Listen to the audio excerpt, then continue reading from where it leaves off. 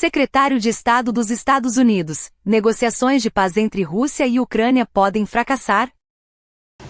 Thank you, sir. Back to terrorist designations. Last month, the State Department designated 4 European groups aligned with Antifa as foreign terrorist organizations. Could we see more designations like that in the works for left-wing extremist groups, and what could the scope Yeah, I mean, if the group's involved in firebombing, if there's anybody involved in, activities such as that could potentially inspire or lead to violence in the United States, we're going to designate them. So sure, if you have any you want to suggest, I will look at them.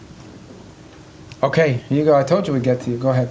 Thank you very much. Thanks for your patience. Mr. Secretary, I wanted to drill down on the way you and the administration see America's national interests, because you said that Ukraine is not on our continent, not our war. You said something in our own hemisphere is more important.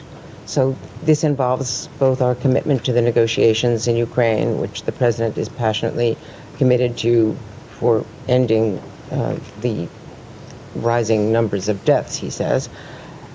Russian President Putin told my colleague, Keir Simmons, today at the news conference in Moscow, "We do not consider ourselves responsible for the loss of life because it was not us who started this war."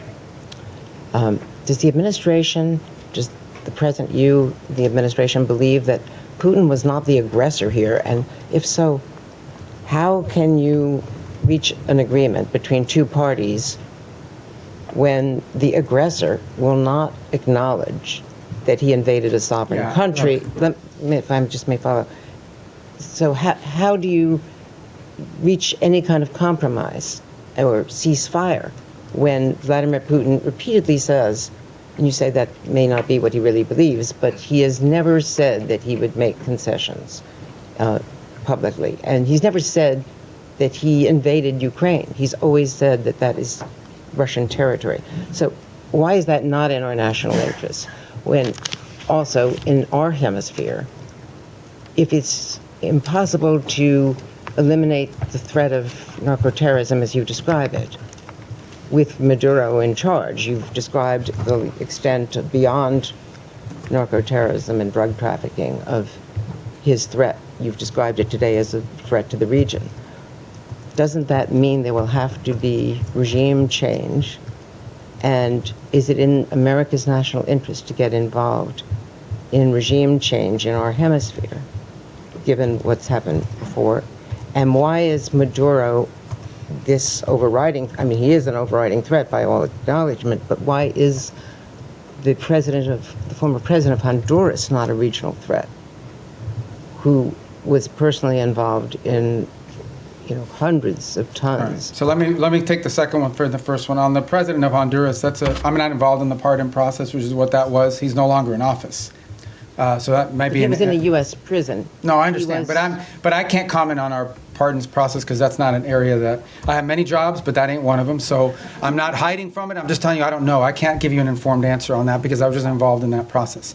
As far as the question of Maduro and his impediment, look, I've just made the observation that it's hard to make a deal with someone. Everybody says we should go to negotiation. All I'm observing, I'm just saying all I'm observing is he's never kept any of the deals he's made in the past, which makes it difficult to consider making one in the future. Beyond that, I'm not going to speculate about what might or may not happen.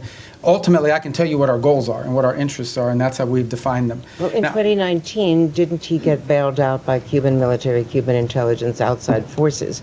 And so ultimately, with this blockade, is this partly, yes, Maduro, but partly to get at Cuba and Iran and the recipients of this sanctioned oil? This action on the boats, these are sanctioned, but these are enforcement actions. That's what they are. They are existing sanctions. And therefore, 80% of their oil is shipped through ghost fleets. Okay, so we understand what we're talking about here. We are talking about boats that are basically privateers, okay, that are flying under false flags, that turn off the transponders, that spoof their true location. They are hired to evade sanctions. We are simply enforcing sanctions. Every one of these has a court order attached to it. We go to a judge, the judge issues the warrant, we're executing. These are enforcement actions. The fact that they happen to impact a terrorist regime, is a good thing, but they are enforcement actions, and we are conducting enforcement actions. On the case of Ukraine, no one has said that Ukraine is a zero in terms of our national interests. We have sold them billions of dollars worth of weaponry. We've provided them in previous billions of dollars worth of weaponry. We continue to provide them intelligence support. And we have sanctioned. The president has sanctioned the Russian Federation. He issued oil sanctions. All the oil sanctions everybody wanted him to do, he did them. He did them a month and a half ago. All I'm saying, now you point to all the stuff about, well, you know, does Putin say this? Does Putin? That's why this issue set is difficult. I'm not claiming anything other than the fact that we understand it's difficult. We understand that you're not going to have a deal unless both sides have to give and both sides have to get. Both sides will have to make concessions if you're going to have a deal. You may not have a deal. We may not have a deal. It's unfortunate. The U.S. should walk away from that if it is not a prime region interest because it's not in our continent. That's not my decision to make. Ultimately, the president will make a determination if and when he feels like further U.S. engagement is no longer productive or serves the national interest. That's a decision the president have to make. I can't speculate about that. All right, yes. Mr. Secretary, a question for you on Venezuela and then quickly on Ukraine. You mentioned Maduro was not the only one indicted by the United States in the Southern District. Does that mean it is U.S. policy that not just Maduro, but his top regime lieutenants, cabinet members, that they all must exit? Yeah, no, I point to the indictment simply as when people say, well, how do we are alleging that he is, and I guess, you know, you can describe it any way you want. I just want to make clear, like, this is not something we came up with. Right. We're basing it on a federal indictment and a superseding indictment. Cabello's in there. Yeah, a bunch of people are. And so, but what it proves is, and the reason why I raise the indictments is because the indictments are the point of the $50 million reward. And I believe the $25 or $10 million reward for Cabello and for others.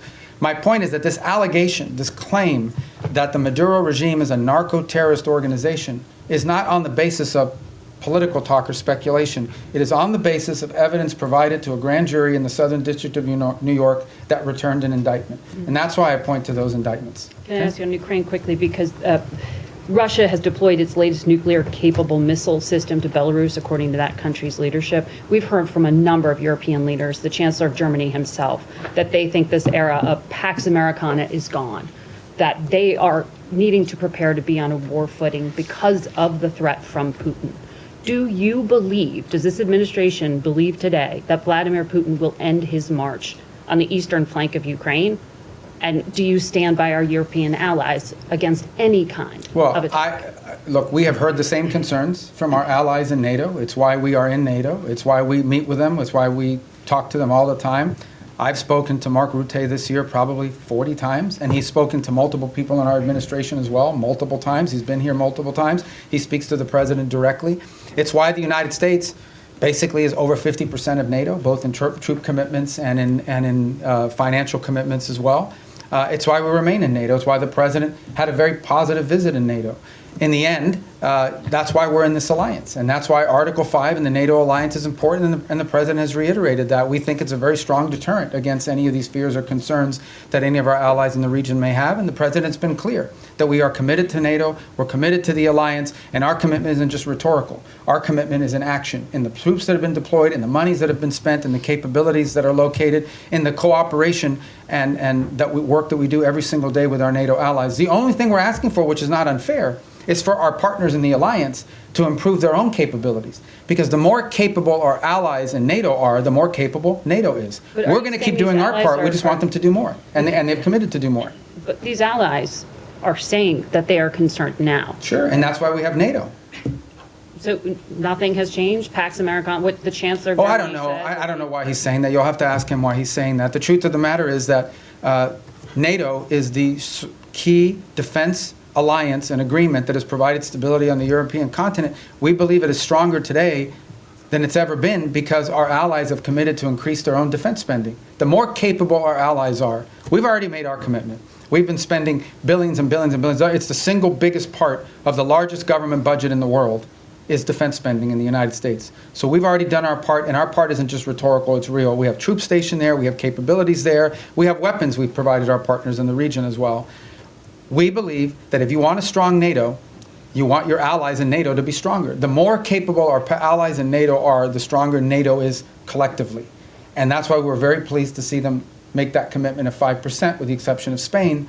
And that's why the president left our NATO gathering earlier this year so enthusiastic about the future of NATO and about our role in it. And in fact, that's why the president's been working with NATO countries on the Pearl program, which is what's providing weaponry to the Ukrainians today. Este site pode ajudar você a melhorar sua leitura e compreensão auditiva em inglês. Com inteligência artificial, ele divide as frases em partes menores e fáceis de entender. Na ferramenta de reprodução, você pode ajustar a velocidade, pausar ou voltar para entender cada frase. O site oferece tradução para 20 idiomas, facilitando o aprendizado. É só digitar inglês.com no navegador e experimentar.